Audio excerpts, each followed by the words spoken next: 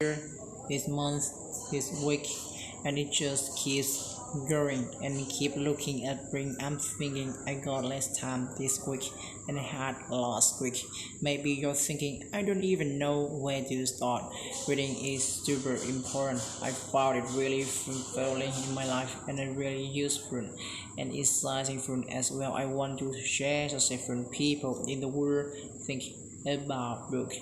Warren Buffett said that he spends 5 to 6 hours a day reading 5 newspapers. Bill Gates reads about 50 books a year. Many business, health, engineering, disease. Mark Zuckerberg said that he reads books to learn and educate himself about different cultures and backgrounds. Over course of reading a personal path to freedom, Mark Cuban said that he reads to learn about the new industries.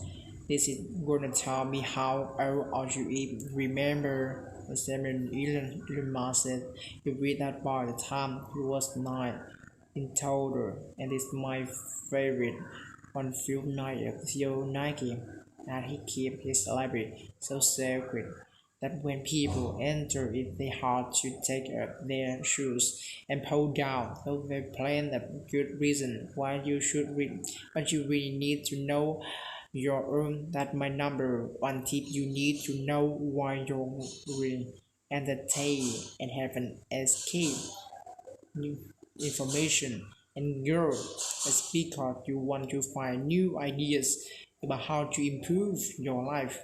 The closer you get clarity on your reason for your wife reading a book, the more likely you're going to be a successful reader. Now, before we go into how I read a book a day, I want to talk to you about the biggest mistakes we make as readers.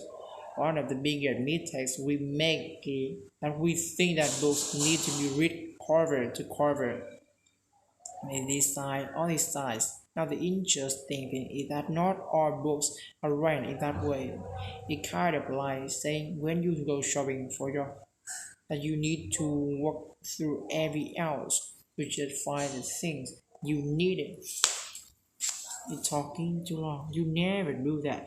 You take the list, you go to the special hours, and you grab what you need. Books are no different. You can find especially you can find what you need much quicker and make it more useful than going through every single page. The second biggest mistake is that we make reading all about willpower instead of love power. If you are dragging yourself through a book and trying to get through the last page, every page hit the struggle and feels heavier than the last one. The words seem to like get smaller every single time, and your eyes are getting tired. It means you are relying on your willpower. We should be relying on our love power. If something you really love, something that you're excited to learn, something that your energy when you hear about a big, don't just read a book because someone told you. Don't just read a book because it was number one on the New York Times bestseller subject. Okay, so those are the biggest mistakes. I'm going to show you how I read a book a day for 1 year. I'm not gonna be teaching you a new technique that's gonna take your year to learn. Before you start reading something that you need to practice, I'm gonna share really practical, simple tips on how to read more faster, better. So the first thing I do before I start reading a book, I find a TED Talk. I find a YouTube video that's going to tell me all about a person's big idea. What I'm trying to do here is was the concept of the book as quick as possible.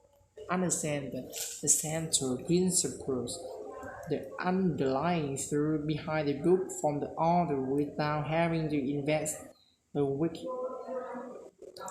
actually finish your book for maybe never being able to watch YouTube videos allows you to figure out whether you even feel that topic is compelling, attracted to that subject.